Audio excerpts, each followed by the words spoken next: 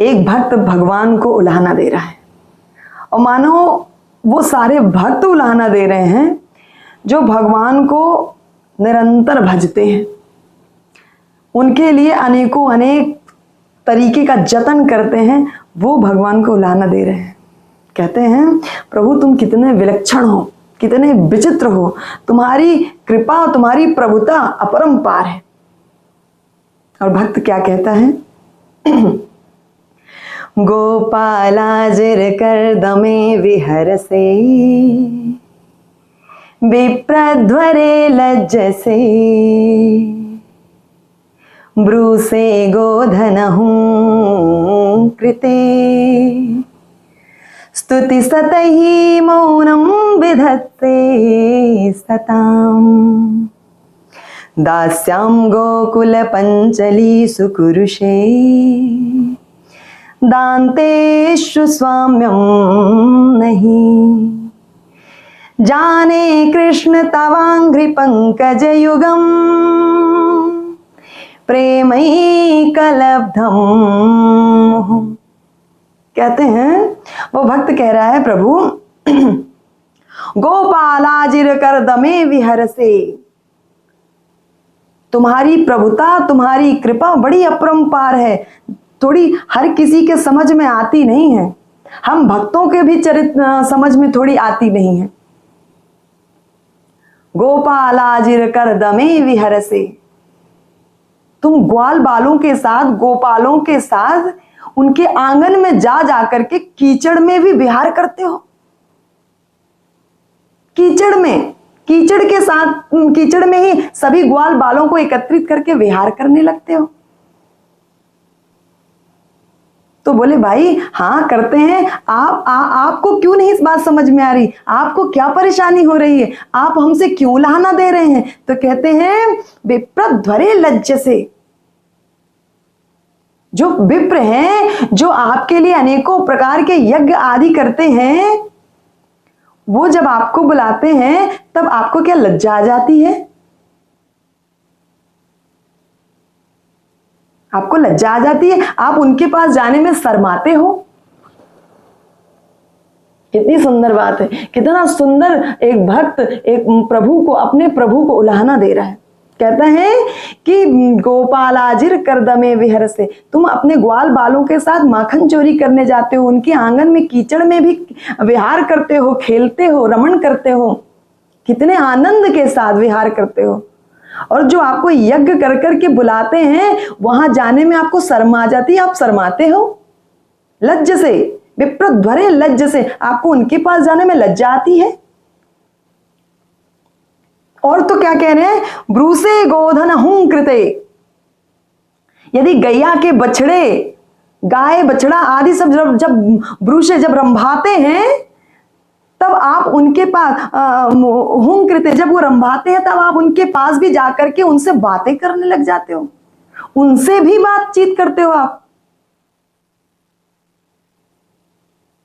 मतलब भगवान गाय से बछड़ों से भी बात कर रहे हैं, और जो अनेक जो है विधि से, अनेकों अनेक पदार्थ से यज्ञ आदि विप्र जब करके बुलाते हैं तब भगवान को भक्त कह रहा है आपको शर्मा जाती है, आप शर्माते हो, लज्ज से आपको शर्मा आती है, लज्जा आती है, आप वहां जाते नहीं हो। और फिर कहते हैं स्तुति सतही, जो आपको 100 वर्ष से बैठ करके आपकी स्तुति कर रहे हैं, आपको बड़े ध्यान से, बड़े मग्न के साथ आपका ध्यान करते हैं, आपको बुलाते हैं, आपका यजन करते हैं। मौनम विधत्से सताम, वहां पर भी आप नहीं जाते, वहां भी आप चुप्पी साध लेते हो, वहां पर भी आप चुप्पी साध लेते हो, वहां पर भी आप मौन धारण कर लेते हो। आपकी लीला समझ में नहीं आती प्रभु।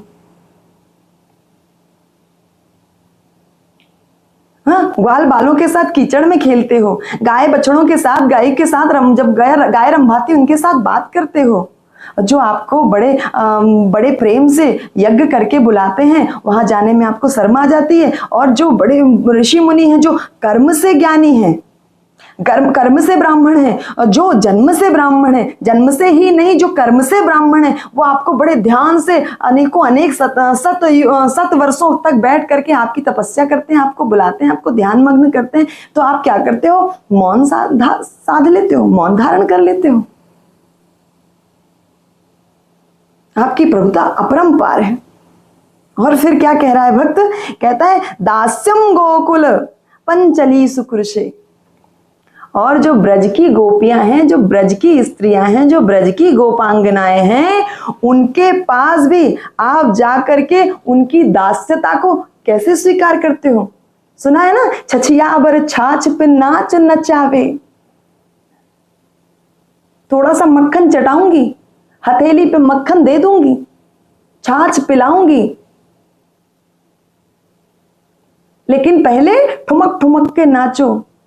प्रभु आप उनके सामने ठुमक ठुमक के ताल दे देकर नाचना शुरू कर देते हो, नाचना प्रारंभ कर देते हो।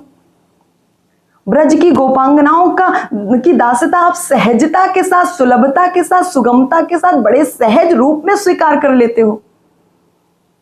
और तो और बोले दांते सुस्वाम्यम नहीं। और जो दांत व्यक्ति है, जो आपको निरंतर जपता है, निरंतर भजता है, निरंतर बुलाता है और आपकी सेवा में आपकी सेवा में सतत रहना चाहता है, आपकी सेवा में सतत संलग्न रहना चाहता है, आप उसके स्वामी बनना भी स्वीकार नहीं करते हो। ये कैसी विलक्षणता है? ये कैसी विलक्षणता है? ये कैसी प्रभुता है? ये कैसी तुम्हारी कृपा की अपरंपारता है? कितने अपरंपार हो तुम। वो कहता है कि ये लीला हमें समझ में नहीं आती प्रभु, कि जो ज्ञानी ध्यानी आपको सत युग से बैठ करके जप रहे हैं, ध्यान कर रहे हैं, उनके पास जाने में आपको शर्म आ जाती है। वहां जाने के लिए आप मौन धारण कर लेते हो। जो आपके सेवा में सतत लगना चाहते हैं, सतत चिंतन करते हैं, सतत आपकी सेवा करना चाहते हैं, आप उनके स्वामी भी बनना नहीं चाहते हो। आप उनके स्वामी भाव को भी स्वीकार नहीं करते हो कि हम स्वामी ही बन जाएं आपके। उनकी दास्यता को भी स्वीकार नहीं करते हो कि वो दास हैं आपके। और साधारण गोपियों के जो गोबर उठाती हैं, जो मक्खन दधी आदि इन सबको बेचने जाती हैं, उनकी दास्यता को आप तुरंत सहजता के साथ स्वीकार कर लेते हो। तो कहते हैं फिर इतनी उलाहना देने के बाद फिर पता है भक्त क्या कहता है? कहता है जाने कृष्ण तवांघ्रि पंकज युगम प्रेमई कलब्धम। इसका तात्पर्य तो यही हुआ प्रभु कि अनेकों अनेक विधि यज्ञ तप आदि करने से श्रेष्ठ भक्ति है, प्रेम है। प्रेमई कलब्धम, आपके कृष्ण आपके पंकज युग को, आपके चरण कमलों को, आपके चरण पंकज को पाने के लिए, आपके चरण कमलों की प्राप्ति सहजता से प्राप्त होती है। कैसे? बोले प्रेम से।